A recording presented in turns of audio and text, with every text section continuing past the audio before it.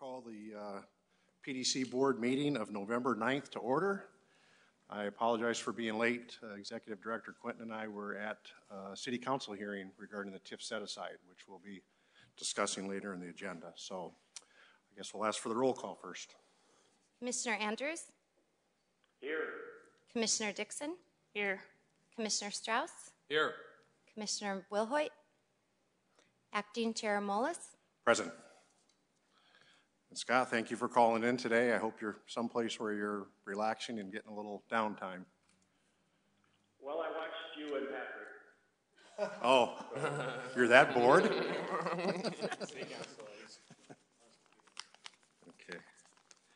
Okay, well, I've got a couple of items that I'd like to speak to real briefly, and then I'm going to give my fellow commissioners an opportunity to share a few remarks before we go to the Executive Director report. So first I want to speak about two awards that two of our board members received recently. The first was an award that Chair Andrews received from the Portland Business Alliance. It's their annual NATO award. And this year, for the first time in awards history, it was awarded to two individuals. The late Greg Baldwin, who's a noted local architect, was honored, and PDC Chair Scott Andrews was the second person that was honored, and that was at their annual dinner about 2 weeks ago. Greg and Scott worked together for many years on projects that have made our region a model for smart design and innovative public-private partnerships. And I know Chair Andrews puts a tremendous amount of time into the PDC since he's been a commissioner and the chair. They read off a list of the other nonprofits and service agencies that he's served over the years, and the list is longer than my arm. I don't know how he's been able to find the time to do all that. So congratulations again to you, Scott, for that well-deserved award. Second one is an award that's going to be actually given next week, and it's going to be given to Colas Construction. They are one of 6 companies and 2 individuals receiving the 2011 Excellence in Family Business Award. And this award is presented by Oregon State University's Austin Family Business Program. The awards recognize the achievements of family businesses in innovation, entrepreneurship, and commitment to community involvement. Colas Construction is the winner of the small family business category, which honors businesses with 10 to 24 employees.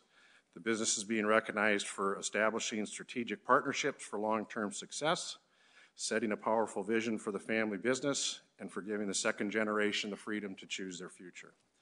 And the ceremony will be held next Thursday, the 17th, at the Governor Hotel here in Portland.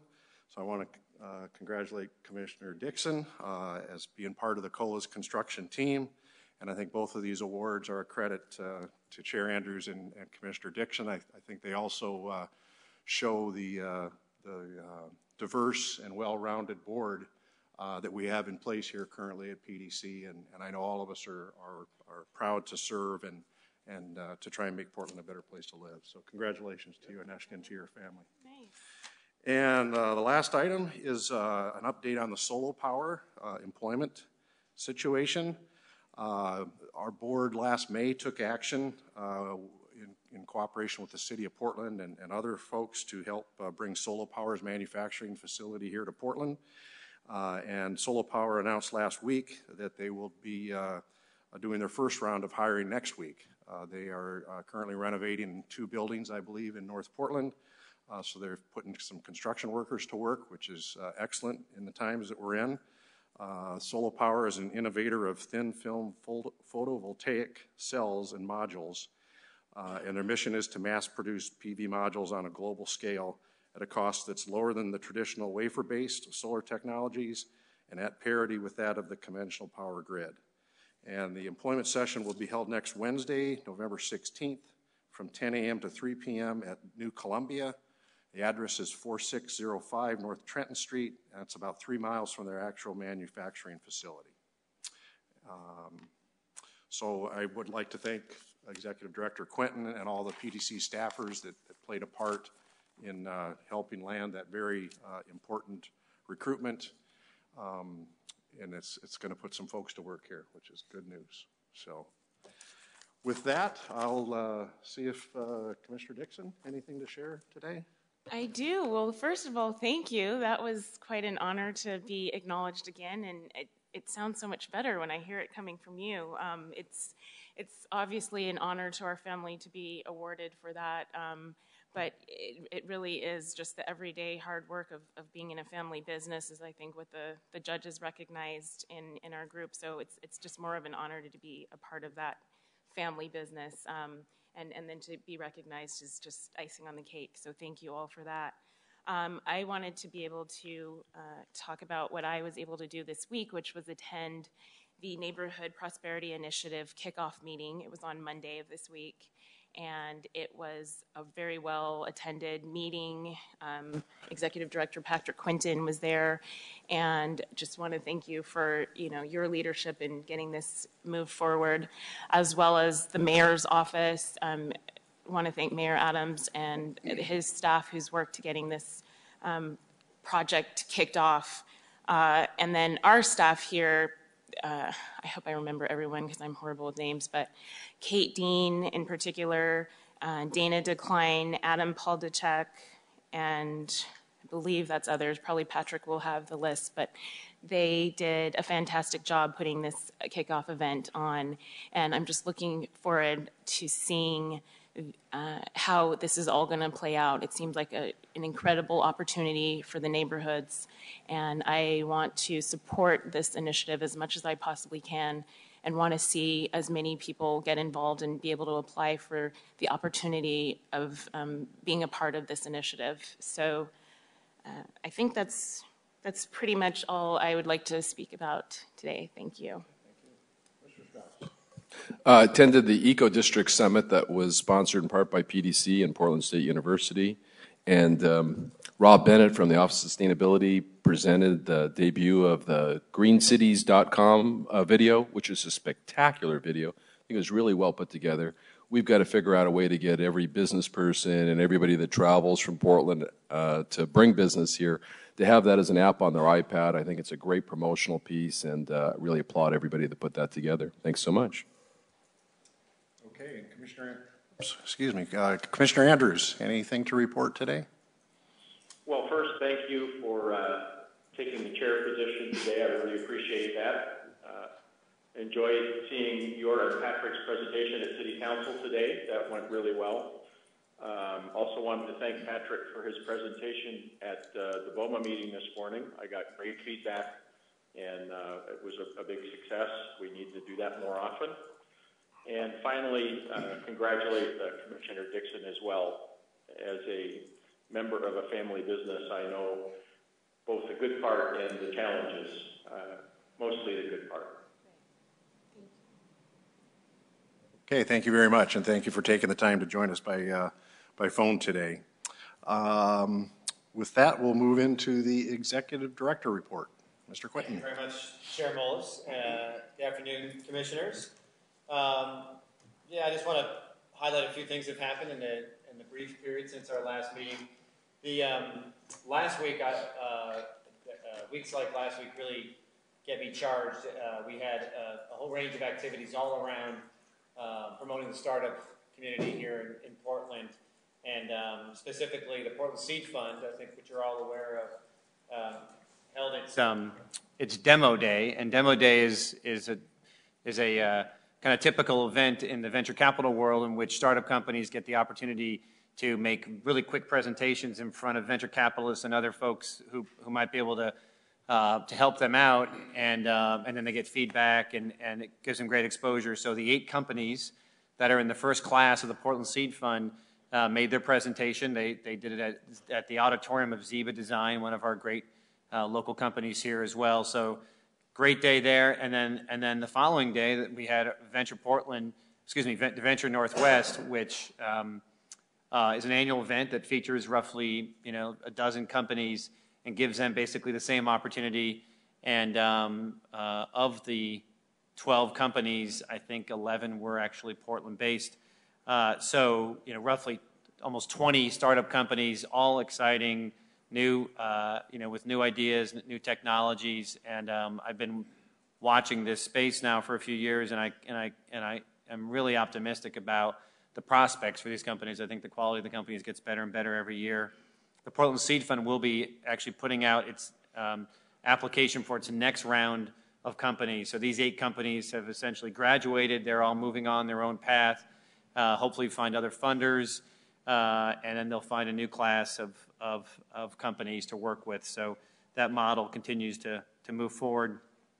Last week was also kind of electric vehicle week here in town. We had a conference in town called the EV Roadmap, and the EV Roadmap is really a national movement around how do we make the administration's promise of 1 million electric vehicles on the roads a reality. And so in Oregon, we have a number of activities that are being planned around how we make it a reality here in Oregon.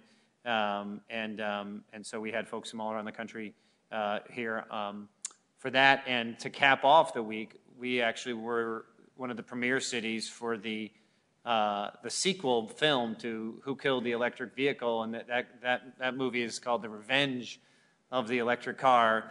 And so I had an opportunity to speak at the premiere along with the director who chose to be at this premiere of all the premieres he could be at around the country. The director came here, so that was a lot of fun. A couple other items to note. I think many of you might have read in the paper that the Portland and Oregon are going to go after a regional office for the U.S. Patent Office. That's an opportunity that I think the federal government is trying to decentralize the patent process, bring it closer to innovation, to inventors, and so our region is coming together to put in an application for that. We feel like we have a lot of competitive strengths, and we realize that there are places around the country that also feel that they deserve this office, but we think it's going to be an opportunity to showcase all the great things that are going on, not just with our startup community, but also the work that our universities are doing around research and commercialization. And also, most of the patent activity, obviously, in a region comes from private companies. You look at companies like Nike and Intel are really the drivers of patent activity in this country, and so we want to be able to showcase all the great innovation work that they do. Also, we are, I give you a little preview. Your next board meeting, you'll get a presentation on our draft Metro export plan, but on Sunday, I'll be getting on a plane with some other PDC folks, including Chris Harder, who you'll be seeing in a second, the mayor and the mayor's staff, and Sean Robbins, who's the executive director of Greater Portland, to go to Washington to present our draft export plan along with 3 other metro regions to Brookings Institution, and then we'll take it around to some other federal agencies and members of Congress to talk about what we believe are best practices in promoting exports around the country. So it's quite a great opportunity, once again, for Portland to showcase what's going on. And then 2 last kind of fun items. One, Chair Andrews and I had the opportunity to participate in the ribbon cutting for the new Nike store downtown, which unbelievable space. If you haven't been there, you got to go check it out. But it's just a great win. I think it's a great win for everybody, for Nike, but also for the city of Portland that our most prominent employer chose the most prominent retail location downtown to put their new store. They're right at the heart of all of our transit, Pioneer Courthouse Square and Pioneer Place, and they're right there in the heart of it. So great moment, and I think that's going to be a huge draw to downtown. And then lastly, the TV show Grimm, which is filmed right here in Portland. It's one of the growing list of shows that are filmed in Portland. Had its premiere on Friday night, or maybe it's 2 Fridays ago, but it's had incredible ratings, which is obviously what we're looking for if we want to keep that show in town and keep them filming. So it's credit to the hard work of our film office, which Shelley Mattoon staffs that, but also the governor's office of film and video. And I think Portland is becoming the new Hollywood. So we'll look forward to more shows here. I don't want to forget that I promised to, in my report, to highlight the new employees that we have on staff, and so I have two more employees to report. One, actually, I forgot to mention last time because she's been with us for a few months now, but Patricia Weekly is our new contracts compliance coordinator, and she handles all of the MWSB compliance work. she's a great find. She moved here from St. Louis and has years of experience in that field. So she'll be working very closely with John Jackley on our business and social equity policy and programs. And then the second one is a student that we have who's working in our IT department. Her name is Courtney Cohn. So those are the two new staff people, and we have probably more people coming on and for next month as well. So thank you very much. Thank you, Patrick. Okay, the next item on the agenda is the review and approval of the meeting minutes from October 26th. And I do have one minor correction that I want to enter in with respect to Resolution 6907. Commissioner Dixon moved and Commissioner Molas seconded the motion for this item. So are there any other additions or corrections to those minutes? Okay, seeing none, I'd look for a motion to adopt the minutes as corrected. So moved. Second. Okay, anything further? Okay, if not, all in favor say aye. Aye. Aye. Any opposed? Aye. Okay, the minutes are passed from October 26th. The next item is public comment for items not on the agenda. I don't have any cards that have been given for anybody signing up. Is there anybody in the audience that would like to speak to items not on the agenda? Okay, seeing none, we'll move to the first item on our regular agenda, which is an action item. Authorize Executive Director to approve update to the tax increment financing for affordable housing policy. Report 11-70, Julie Cody. Good afternoon. Acting Chair Molas, Commissioners, Executive Director Quinton. I am here today to talk to you about the set-aside for affordable housing policy. We worked very closely with the City of Portland, mostly folks at the Office of Management and Finance, but also the Portland Housing Bureau during the review of this policy.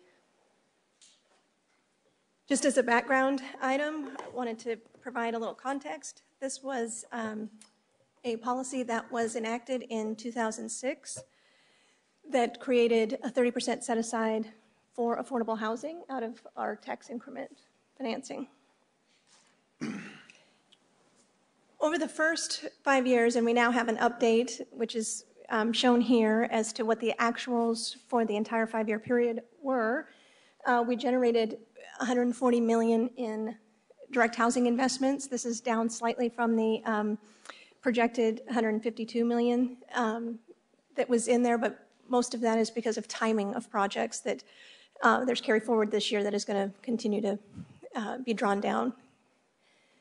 We met the spending targets in 6 of the 9 URAs, and it equated to 33% of TIF spending for affordable housing within our URAs. These dollars provided capital for a number of projects, but most notably the Bud Clark Commons, preservation of Section 8 housing, homeownership and home repair programs, as well as Block 49 veterans housing in North Macadam. In looking at how we did toward targets, you'll see in red where we didn't quite meet the target in the first 5 years, but that you'll see in the future slides how that's going to be made up in the next 5 years. But again, in North Macadam, the major differential there is because we have not spent out all of the money for Block 49. The purpose of the review that was undertaken at the end of the first 5 years was to determine whether or not there needed to be any changes, whether the policy was actually doing what it was intended to do. And I think that everybody feels very comfortable that the policy did in fact meet its objectives. A lot of the things from the technical side of the committee's recommendations that you'll see are to make the policy easier to administer, more efficient and effective. And then there were also a couple of programmatic recommendations that came forward. The third phase of this review included a lot of stakeholder and public comment as well. So what has changed since the 2006 adoption of the policy? Programmatically, we have We've continued to have established URA targets within each URA and set a minimum across all URAs at 30%. Also, PDC had technically been the ones responsible for reporting out on the set-aside, and that is now going to be incorporated into the Portland Housing Bureau's annual report. So there were a number of methodology changes that were of note that make this much easier to administer, and that is that we now apply to debt proceeds or revenues instead of basing it on the expenditures PDC was making in any particular year. Also, in order to recognize the fact that PDC is responsible for creating, maintaining all of the urban renewal areas, as well as providing debt management, we pay OMF, the Office of Management and Finance at the city, to provide debt management services for us. We are going to be able to get some cost reimbursement, if you will, to cover those costs straight off the top of the revenues. And then the set-aside will be applied 30/70. Also, another change that makes it much easier to administer as well is that program income that is generated by either PDC or PHB stays with the originating agency. This will start actually this fiscal year, and so we will not be accumulating that amount and then resplitting it 30/70. And I think that makes more sense because we make very different types of investments, and in some cases, either side may not be looking to get a reimbursement of those investments. Starting next fiscal year, the set-aside will include overstaffing and overhead for both agencies in their respective 30% and 70% allocations. Previously, those had been taken first, and then the splits occurred.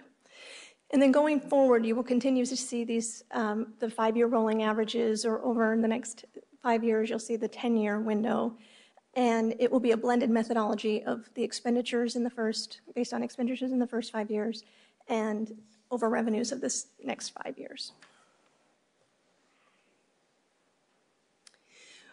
What you'll be adopting today is the implementation strategy, which sets targets at these levels, which is very similar to where they have been in the past, in the previous 5 years, with just a little minor tweaking, and that was done through discussions with both PHB and PDC, looking at the historic spending in these areas, and then again, getting to that total overall 30% minimum number.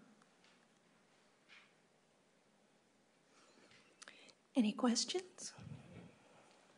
Very good, thank you. Questions, Commissioner Strauss? No. Commissioner Dixon? I have just one question regarding the reporting with the PHB. Is it since previously we were doing a lot of the performing and evaluation, is it that now we're not going to have any involvement in the housing set aside at all, and it's no? So okay. We will continue to be working very much hand in hand with them throughout our entire budget process, as well as sharing information back and forth. Their expenditures are done on a reimbursement basis from us, so they will go out and spend their money, and then they will ask us for reimbursement. So we're checking TIF eligibility. We also make sure that our numbers tie as they work through their reporting, and they involve us in the review of their reports to make sure that our books are in line with one another. So we will still be very much involved. There's also an annual IGA, or intergovernmental agreement, between PDC and PHB, where we continue to provide some services to PHB. Okay, and so then as board members, we're still going to be seeing a lot of what's going on with those budgets as well? Yes. Okay. That's all. Thanks. Okay, thank you. Commissioner Andrews? Well, I want to start by thanking the staff that spent an awful lot of time and effort on this. Julie, thank you for your time. I know you put a lot into it. Kimberly, who's not with us today, but the two served as our leads.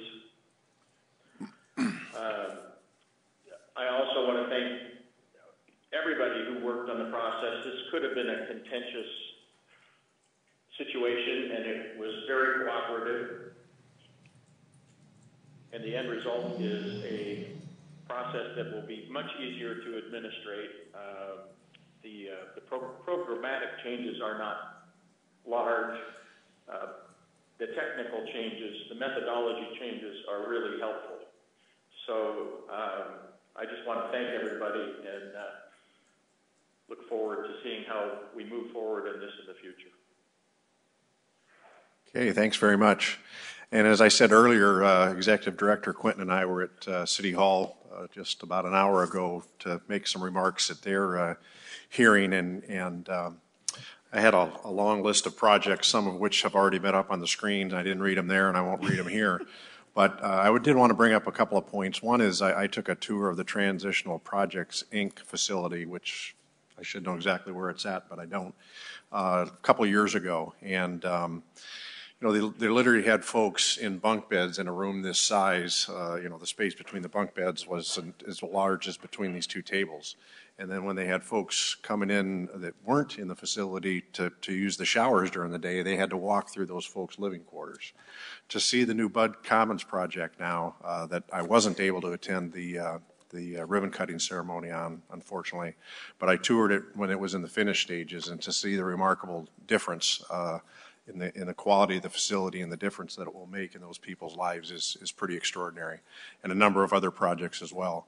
Another thing that was mentioned at the council hearing is, you know, and everyone is very aware of the very difficult economic times that we've been through the last 3 years, and it would have been a lot tougher for folks in the construction industry without the Bud Clark Commons, without the Ramona, with a lot of the other projects that were built over the last 3 years, and we purposely front-loaded some of those to get them off the ground and to get them going. The Blanchet House is coming out of the ground right now, another project. So, you know, some of those projects over the past couple of years probably literally made the difference between some of those construction workers hanging on to their own homes. So, a lot of good work, and I would really second Chair Andrews' remarks, complimenting all the PDC staff, Mayor Adams, Commissioner Fish, and all of their staffs and the other city councilor members that worked so hard to get us here. It's a lot of good work that I think is very, very meaningful, and we can all be very proud of. So, Executive Director Quinton, any remarks? I think that summed it up. That's okay. Great. Okay, thank you. So I would want to recognize that we do have representatives here from Portland Housing Bureau, exactly. Tracy Manning and Danielle Ledesma, and I don't know if the Commission has any questions, but they have been leading this effort along with Tracy's predecessor, Margaret Van Fleet, and they had very nice things to say about us when we were at City Council as well. So it's been a great working relationship. Yeah, so. yeah.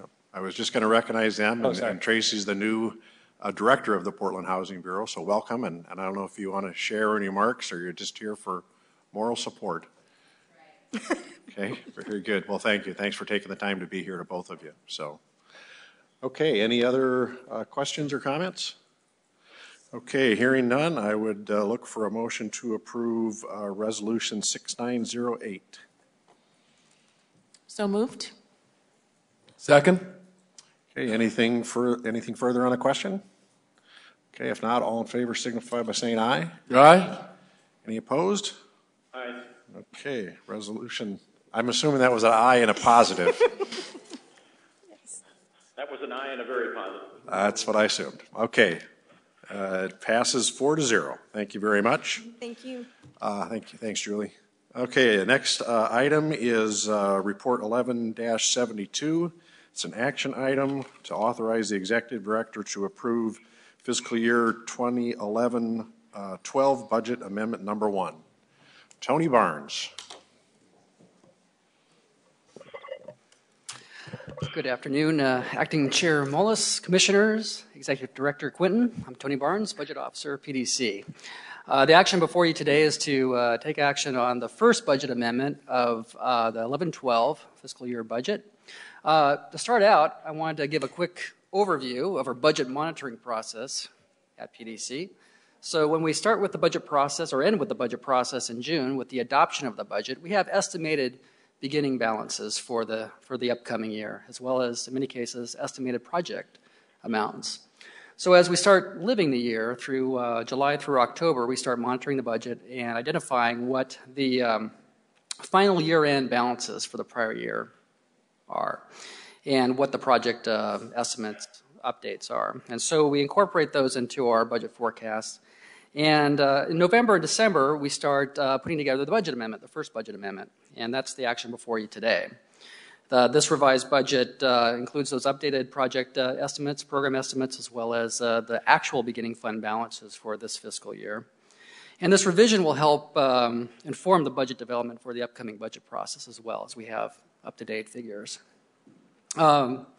Actually, going from December to June, our final step through the budget monitoring process is to continue to monitor budget versus actuals, the actual spending on projects, and making sure that our adopted appropriations or revised appropriations are sufficient for ongoing expenditures. So it's not uncommon that we'll be before you again later this fiscal year with a second revised budget to request some other additional recommended changes.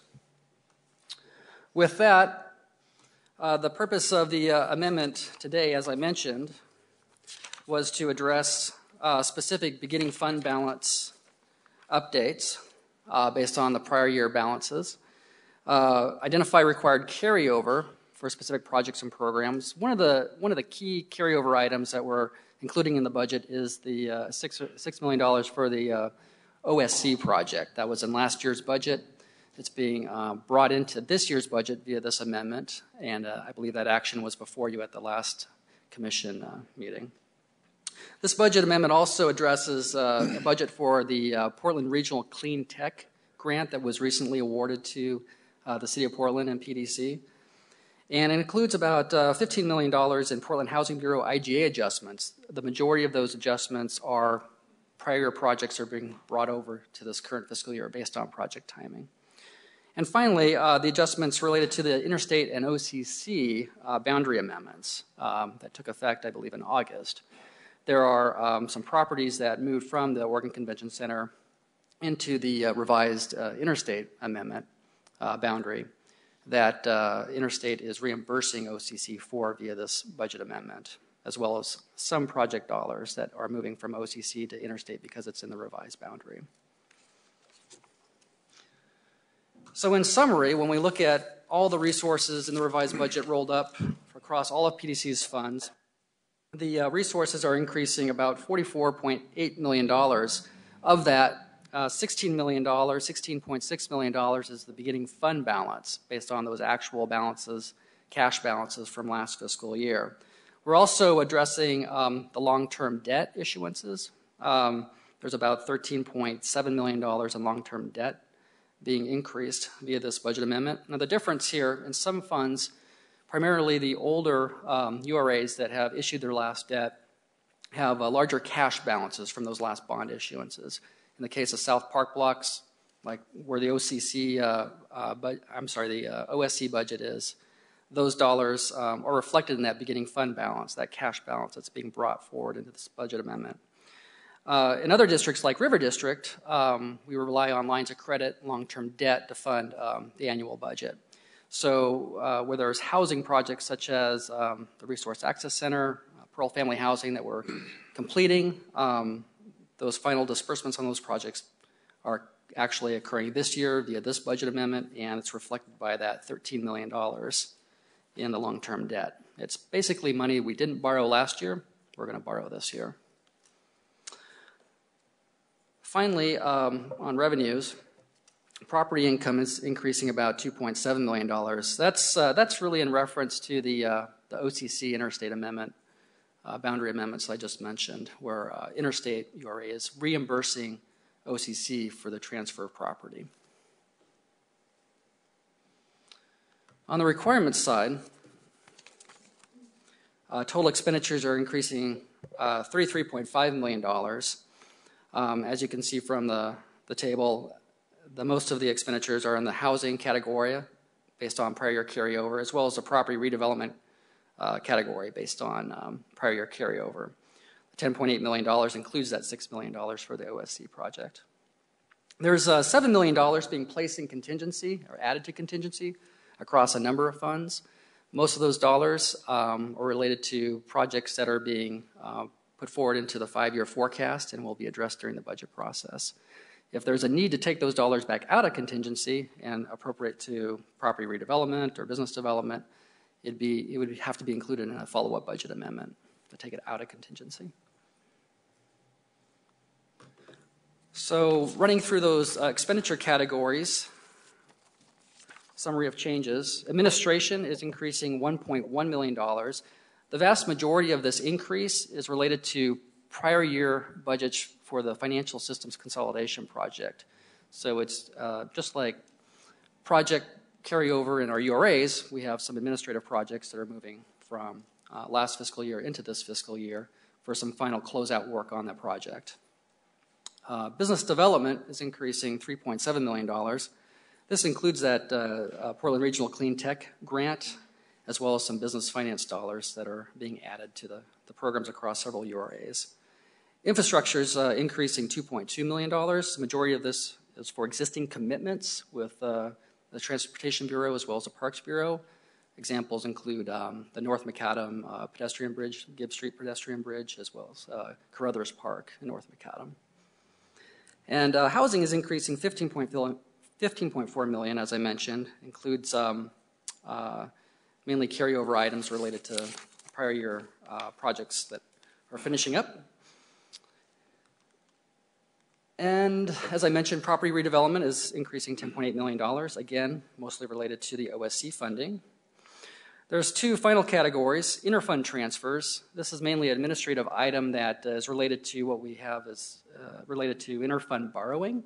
So there are several funds that have to borrow funds for cash purposes throughout the year, and this is a year-end or beginning of the year repayment of those funds. And finally, contingency, as I mentioned, is increasing $7.4 million. It will be added to the beginning fund balance estimates for the 12-13 budget. So altogether, I have a chart of the adopted budget and the revised budget. In the revised budget, the total expenditures equal $192.9 million. About 11% is going to infrastructure, again, mainly to committed projects.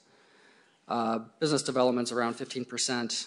Housing's at 35%. Property redevelopment is at 30%. And administration at 9% of the total expenditures. And that concludes my overview of the budget amendment. I'd be happy to take any questions. Okay, thank you very much, Tony. Commissioner Dixon, any questions? So this is where the housing budget comes in that we get to still see. And my biggest question is for the contingency amounts. Can you, again, Tony, just explain that this isn't money that's going to be potentially used for other projects? It's just in there for leftover projects that weren't completed within this time period, correct? Yeah, that's absolutely correct.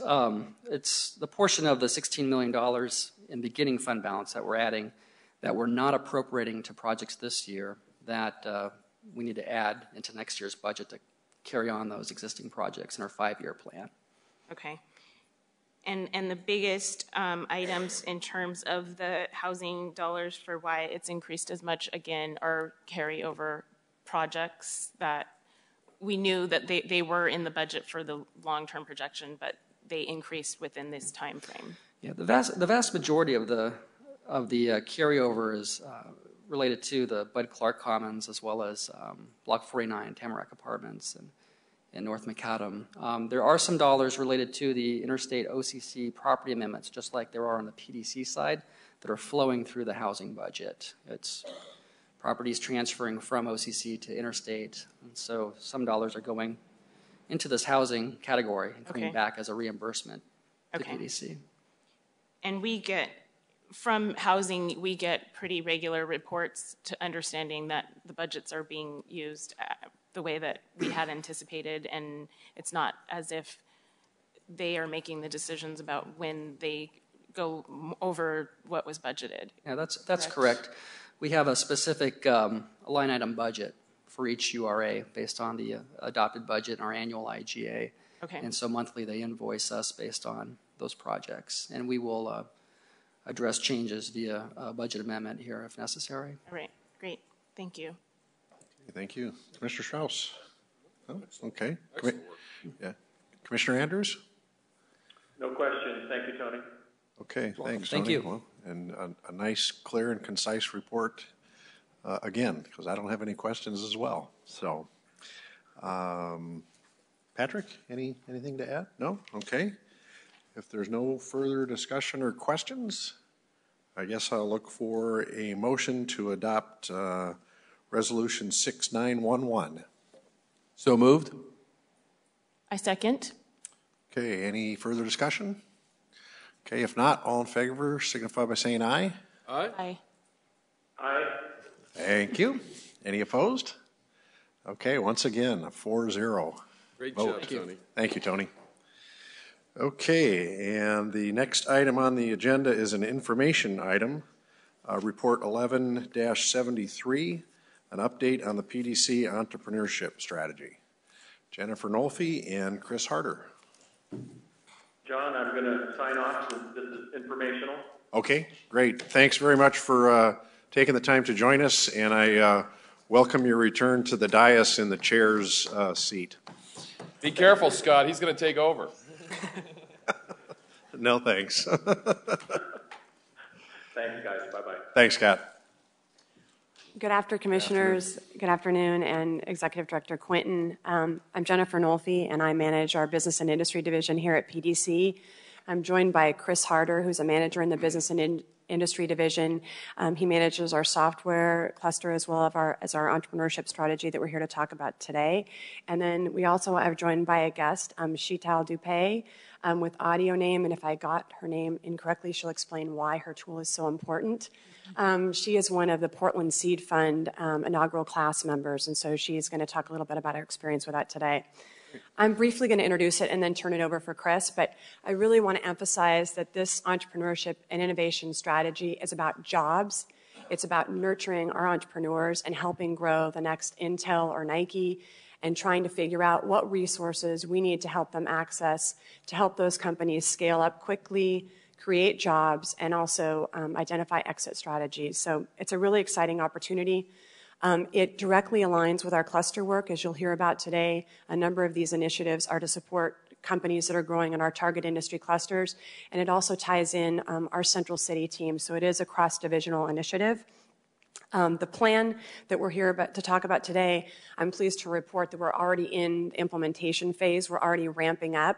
For example, we just came out of Entrepreneurship Month, which was proclaimed by the mayor. October was Entrepreneurship Month, and we were involved in a number of activities during that month, including ones that we organized and also ones that we partnered in other organizations.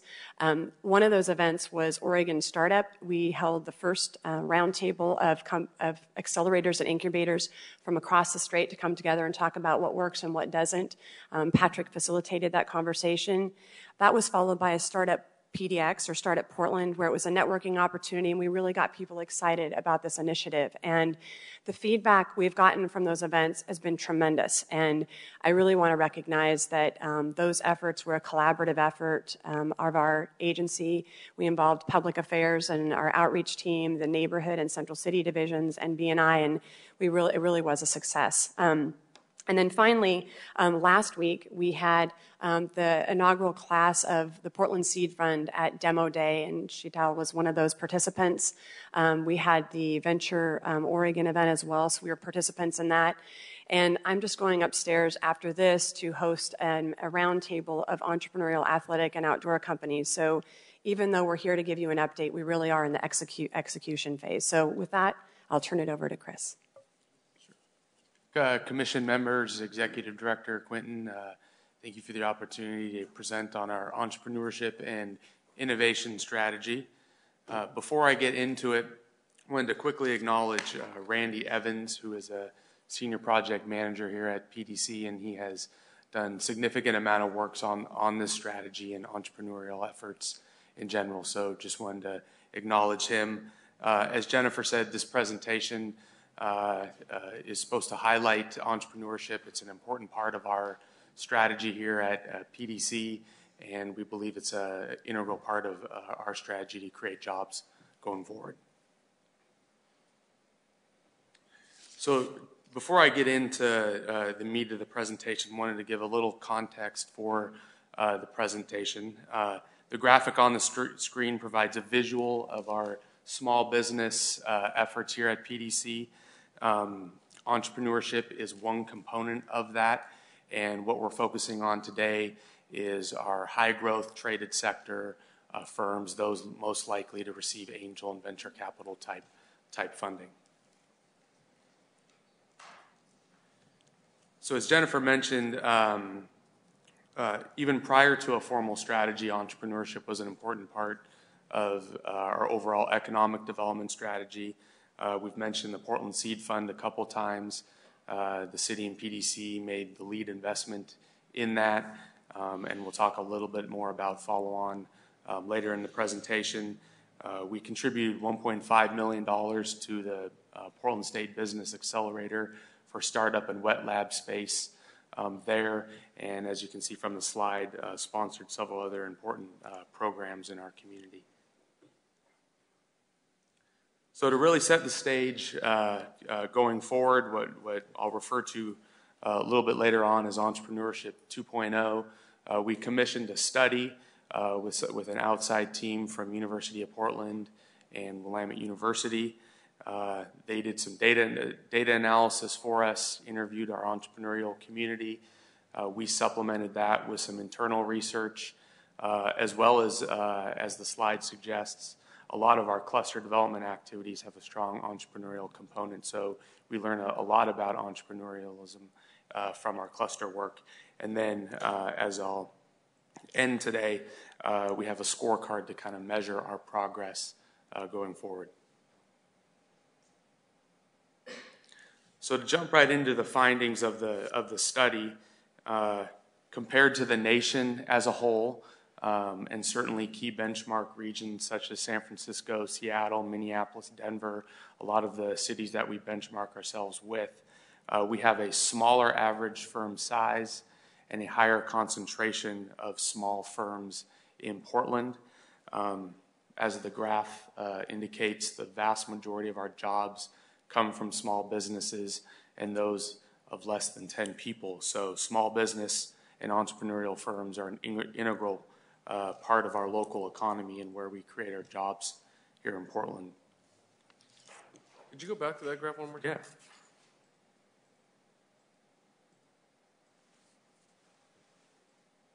Wow. So what you're saying is that the vast majority of employment is for people within companies of 2 to 9 people? Is that what I'm reading right there? When you aggregate it, job growth is coming from our small firms. Wow. Thank you. Yeah.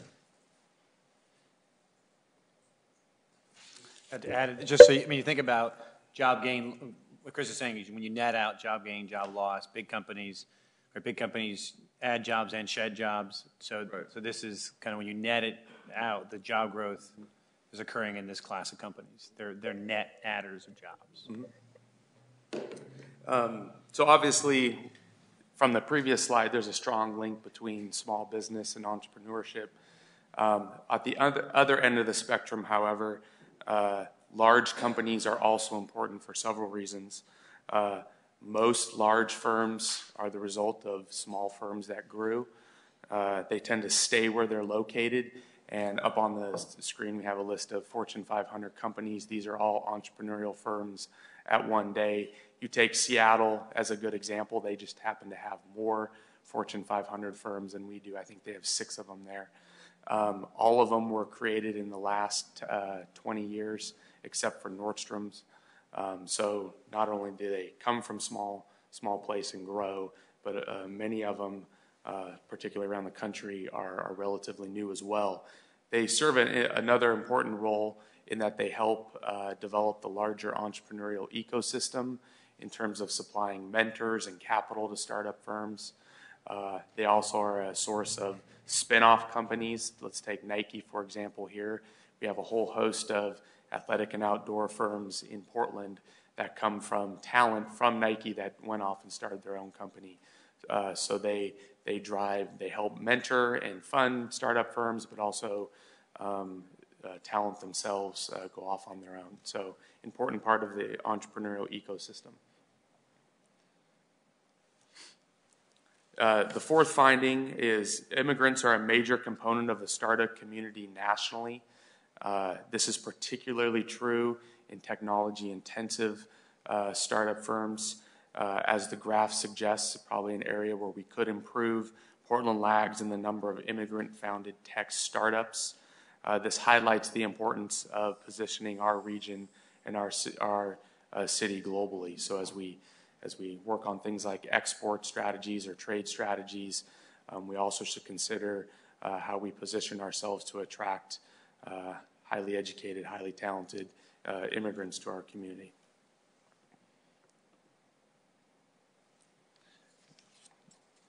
Fifth, as we know, certain cities attract entrepreneurs, but even within those communities, certain locations and at times certain properties can also make a difference. When firms cluster together, they create synergies. You often find the scenario where a very small firm will want to locate near another startup or a group of startups or other fast-growing firms.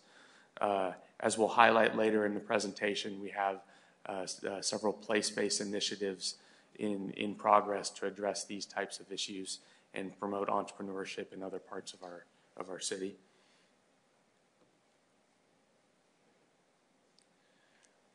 So venture capital is one of the more complex matters around entrepreneurship. Perspective does matter. Whether you're an entrepreneur or an investor. That being said, very few firms receive investor funding at the startup stage. I think we hear a lot about them, but the vast majority don't. The vast majority fund it through their own bank account or families and friends. And historically, we may be seeing some slight changes in that, at least as of the most recent 6 months. But historically, venture capital has not been a primary driver of jobs or firm growth in the Portland region. That being said, almost everyone agrees venture capital is still very important to the entrepreneurial ecosystem. It tends to be a lagging indicator of your entrepreneurial health. Those regions that have strong entrepreneurship tend to see capital flow as investor-ready companies come on board. We've had a recent uptick in venture capital deals here in Portland over 6-8 months, and I think that's a good sign for us. We just had a big announcement on Monday. Urban Airship landed another $15 million. That's a very good for our region.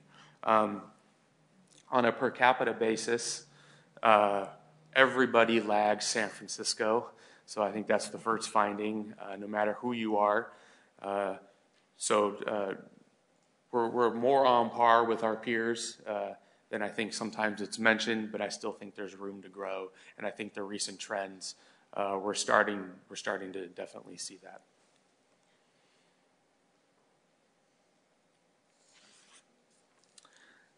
Research and commercialization is a big area where we'll focus on going forward. As the graph suggests, our research universities lag key benchmark regions in terms of funding. We also see a similar metric around company spinoffs. One caveat here, the vast majority of research funding at your universities goes to about the top 25 universities in the country. So if your community has one, you'll probably show up much higher on the scale. We don't have one, so I think this is an opportunity for us to work with our research universities, both in Portland, but also down the valley, and find ways for us to commercialize technologies and where we can plug in to help grow startups. But it's an area that's important, and those regions that have strong research and commercialization have strong innovation and entrepreneurship. So something we know we need to address. The ninth, tax policy can create barriers to investment. In general, when you look at business tax reports, Oregon actually favors very well. I think Ernst & Young comes out with one every year, and they measure a whole host of different types of taxes and business costs. And I think for the last couple of years, we've been in the top 3 of all states. That being said, we do have one of the highest, and I think we may actually have the highest now with the bump up a year ago, capital gains rates in Oregon. So we're at a distinct advantage in terms of investment capital. Investors who are looking to invest in companies that are going to exit, or entrepreneurs looking to scale a company, there's a disincentive for them to do that here in Oregon. So this will be something not necessarily we can handle at a city level, but as we partner at the state level, continuing to share these stories about how it affects the entrepreneurial community will be important. You know, I think this is a gigantic problem. I think so many businesses finally get to the point where they're starting to take off. The owners want to sell out, and they move the business out so they don't have to pay this capital gains tax. And I'd be very interested to know, how much does Oregon actually collect in capital gains taxes? Because I think what happens is that we don't collect a lot, because once they get to a point where they're ready to sell their business, they move to Washington, California to avoid that tax. So I would like to hear back from you about what's actually happened and what initiatives we have in place to reduce this tax, because it really is a hindrance to bringing, keeping companies here. We're growing these small companies, you see, but now we're going to lose them off to competitive cities and states.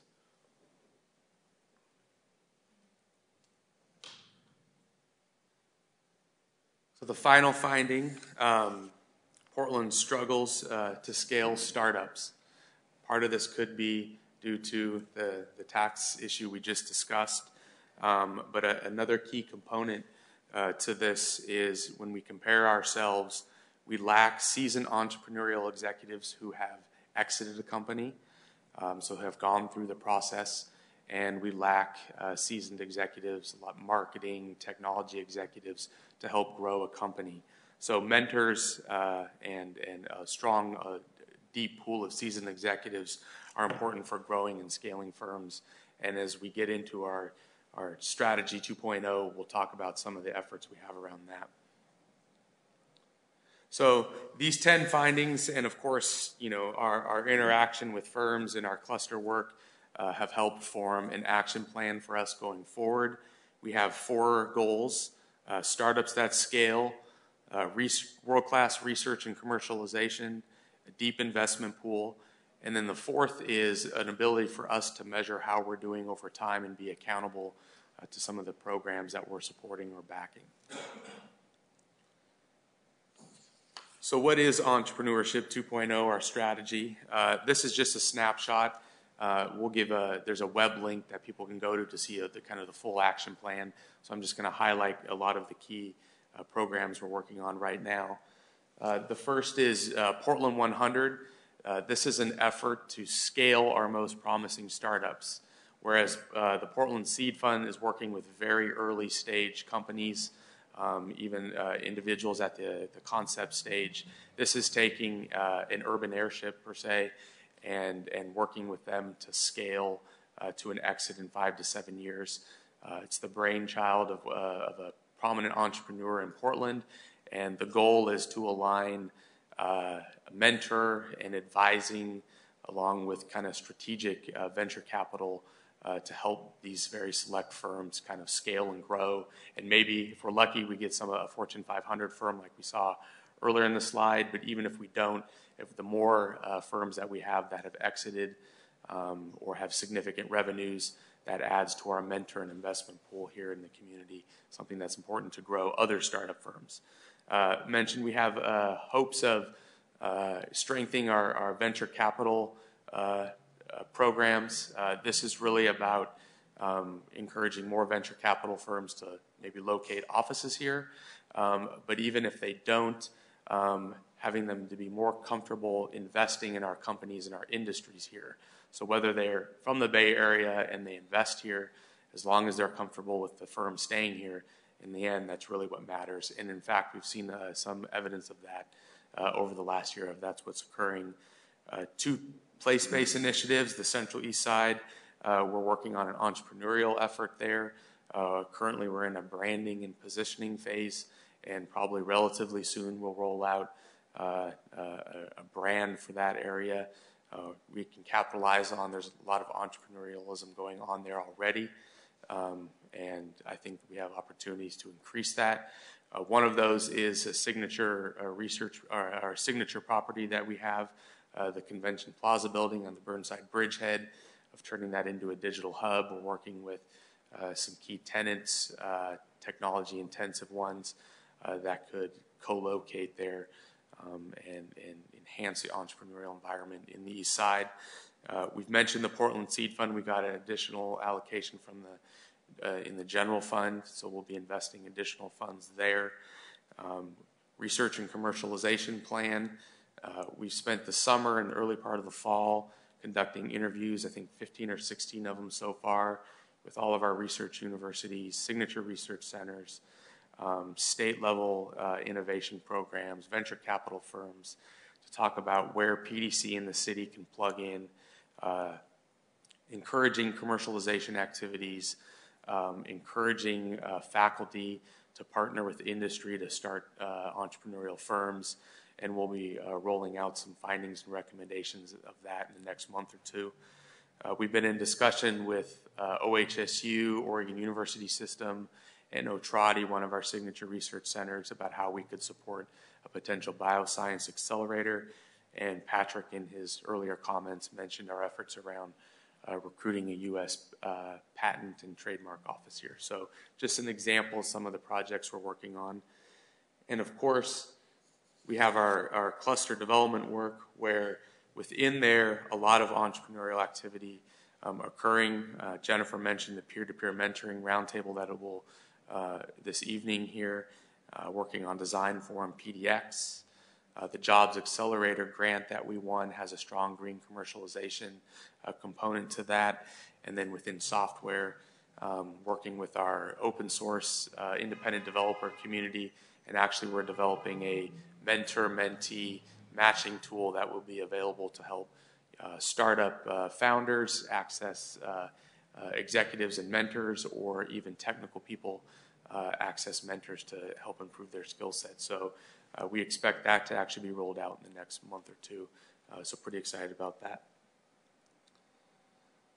Jennifer mentioned Entrepreneurship Month and the two events that we sponsored.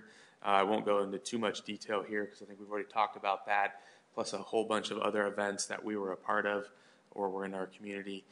So October Entrepreneurship Month, as well as the first couple days in November, we'll claim those as well too, so we can count the Portland Seed Fund Demo Day. And then to end, just wanted to give a snapshot on, we developed a scorecard. This will be updating this annually, looking at a host of metrics for us to better gauge where we're going in terms of entrepreneurial health. This is the quantitative side. We also plan an annual survey. And of course, I think I mentioned a couple times, we learn a lot from working with our entrepreneurial firms in our clusters. So this scorecard will be one component of how we measure our community and how we're supporting it going forward. All of this can be found on that website, but we can make anything available to you. So at this moment, I'm going to turn it over to one of our Portland Seed Fund startup founders, and then at the end, we're going to have a video to share for you guys as well that we put together. Thank you. So I'm Sheetal Dubey, and thanks Chris and Jennifer, and thank you all for giving me this opportunity. So yeah, Chris actually mentioned that he's going to do this presentation, and he was like, can you come and talk about your own story and how PSF might have helped you. So yeah, coming to my story, I was working as a user experience consultant, always wanted to do startups. I think everyone wants to have an impact on people, and you have these ideas, you don't know how to really go about it. And I participated in Startup Weekend, pitched the idea, everyone liked it, and the judges there actually were very successful entrepreneurs of Portland who kind of encouraged me to just take it forward.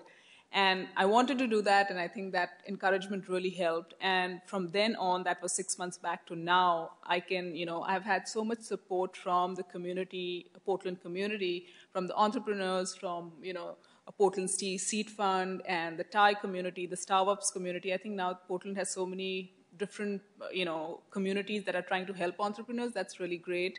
And I was talking to somebody who started their company 2 years back, and that person couldn't believe what I'm experiencing. They were like, really? So much has changed. So I think in general, I mean, when I talk to people who've been been entrepreneurs in Portland, they feel there's a lot of change happening. And Portland Seed Fund actually maybe was one of those initial ones who really, went out and said, we're going to take seed stage companies, because I think they also were interacting with some companies which moved to San Francisco. So from that point of view, I think it was a good time where they really came in, and they, if you really see my company, Audio Name, Portland Seed Fund has really helped me take that idea from just an idea to making a website, audioname.com, helping people record their name, put it in their email signatures, and giving me the confidence now even to pitch at Bend Venture. So last month I went to Bend Venture conference. I pitched there again. Audio Name won, the concept stage company. So it was more validation. And it's really got me to the point where I feel, okay, what I'm building has value. I mean, people will use it.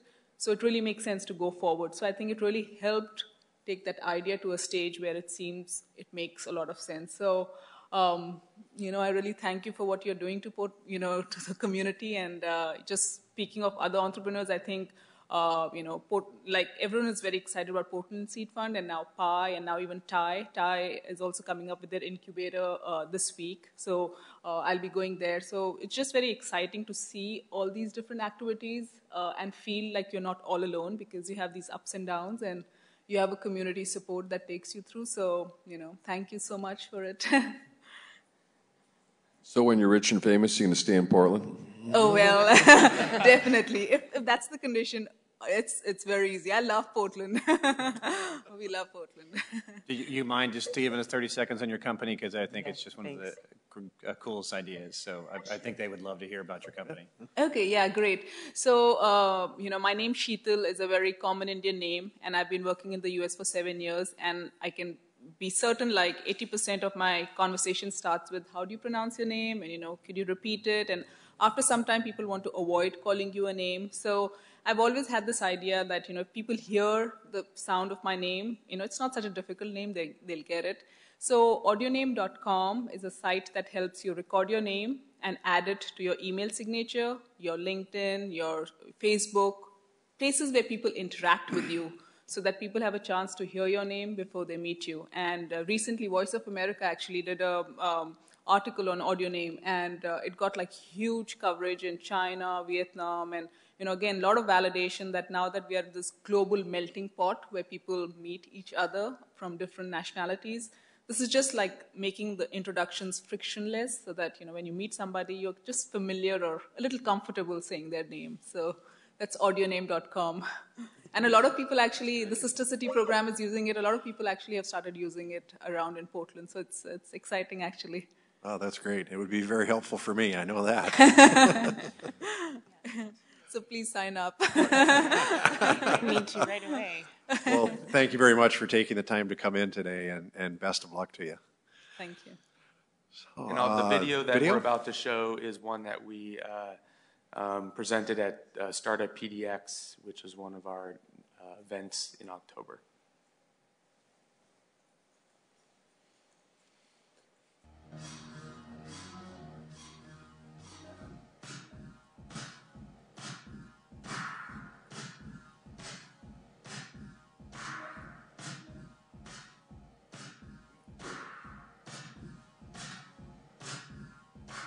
Got a community that really understands and gets behind new businesses, and it's not just government or supporting business. So in fact, it's kind of fun to say that you're starting out a business here in Portland. For other communities, that's kind of humble too. Let's get a regular job. I mean, that seems to resonate more with Portland psyche. I would think the creativity around here is kind of get it done on your own, the way we are in Portland. We just kind of go and make stuff, and I think that's essentially how I started this, which was making something, and then it turned into business once we recognized that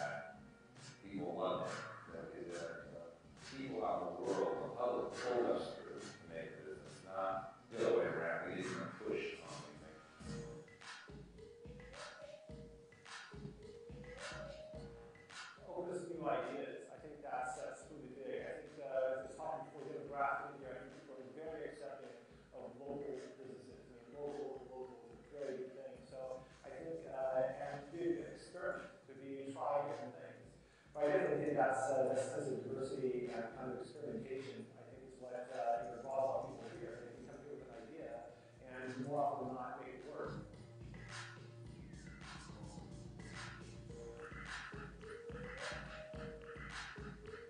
There's just something about creativity and design in Portland that I think is people hold that in high regard.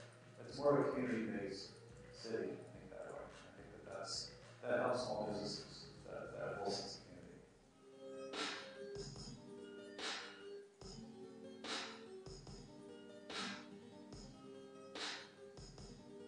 This area is becoming kind of a mecca for mobile, and I think for very good software. It's more affordable, the quality of life is exceptional. People who are really passionate about what they do are here, and a lot of the leaders in tech, in terms of kind of game-changing software, are actually here. So it's a really good place to create a company or to work on an idea.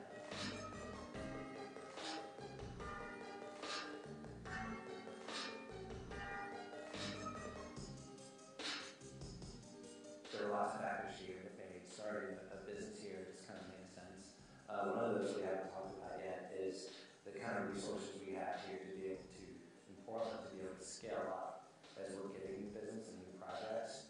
And we talked about the fact there's lots of clients here, there's creative agencies here. We also have here in Portland, a lot of other markets don't have, is a huge creative class. So as I'm scaling up, I'm very readily and easily able to expand my career with very talented individuals.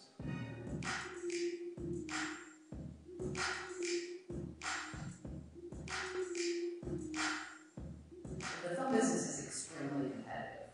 There are a lot of places you can go and work in the film industry, and there's a lot of them base themselves out of LA. So when we can have a quality of life in Portland that draws creative resources to Portland, it makes my job a lot easier, and I can hire some amazing staff people.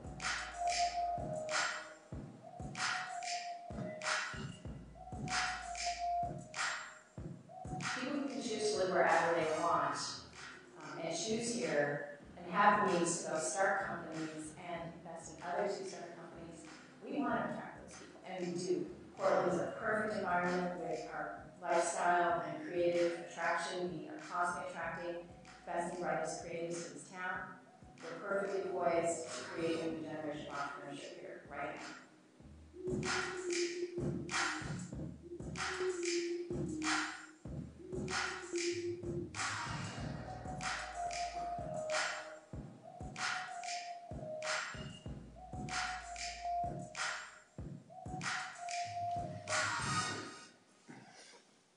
And I would just like to acknowledge John Cardenas, who produced that. He's a local PDC, so he's very impressive. John did that, huh? He did that. Wow, that's a nice Yeah. piece. Great piece. Very nice. Excellent. Okay. Thanks very much for the report. Thanks again for coming in. Thank you. Any questions? I'm logging into audio name right now. There you Awesome. Thank you. Thank you. Anything to add? Fantastic presentation. Again, there's so much that's going on here at the PDC. I mean, your report reflects that clearly. You guys are doing an amazing amount of work. So thank you, Jennifer and Chris, and thank you for coming out here today. It is really important that people understand that all these large Fortune 500 companies did at one point, like you pointed out, start out small, and that we have to support our small businesses because you never know what's going to happen in the future, and don't underestimate the power of being small. So thank you again, wonderful presentation, and you guys are doing a tremendous amount of work here, and it's kind of the sound of the new PDC that we keep hearing, which is trying to create jobs for our city. It's extremely important, so thanks so much. Thank you. Yeah, and thanks from me as well. And I know there's other staffers that are working behind the scenes as well that aren't at the table presenting today. So I want to make sure they get recognized and thanked as well. I'm glad you mentioned the article that was in the Oregonian earlier this week. I think that's just further proof that, our efforts are gaining traction and gaining ground. And hopefully it's something that will accelerate and pick up steam over time. And as Aneska said, just continue to create more jobs around here and good jobs. So good stuff. Thank you very much. Patrick, anything to add? Oh, great work. Thank you very much, and thanks for coming. Thank you. Yes, thanks again for coming in, and good luck. Thank you so much. Appreciate Yeah, it thank very you. much. Thank you. Okay, thank you. Okay, that is our last agenda item. Anyone else have any other business or anything to bring forward today? If not, we will stand adjourned until our next meeting. Thank you very much. Thank you. Good job, John. That was great.